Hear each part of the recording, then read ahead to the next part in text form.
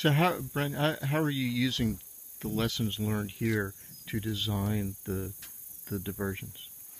Well, so this area has been monitored for a long time. There's a lot of information, a lot of data that's been gathered, on the delta here, and all of that information is going into the tools that we're using now to evaluate those diversions that we're planning. They're validating models. We're looking at the land building processes that occurred out here and applying that to what we predictive tools and the planning tools again that we're using to design and implement the diversions that are in the master plan now.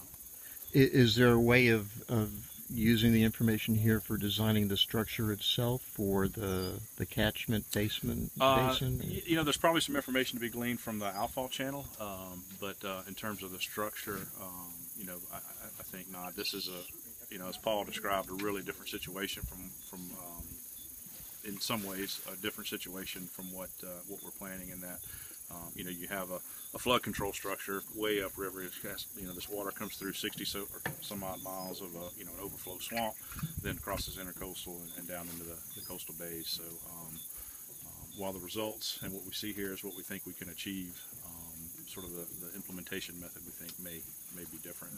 And the plans for diverting portion of the Atchafalaya water into the Barataria Basin further up, what will that do to the area down here? Will it reduce the amount of growth? We don't think so, and that is a concern and something we need to be cognizant of. But as these deltas build, the efficiency of the sediment transport and water transport down into the lower reaches tends to reduce, and it forces more water out anyway, laterally.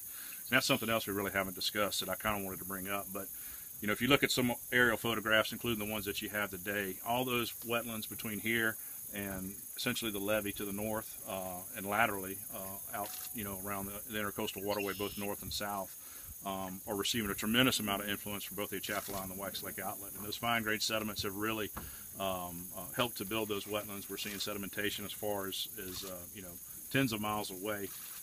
So it's not just the delta. It's also that wasn't here that's new. It's also the wetlands that weren't doing all that great before the outlet was dug that are now doing much better. So we talk about land building a lot in the master plan, but really a big portion of the benefit from the master plan is the land sustaining capabilities of these kind of projects, and so that's something that we really shouldn't overlook. It's very important.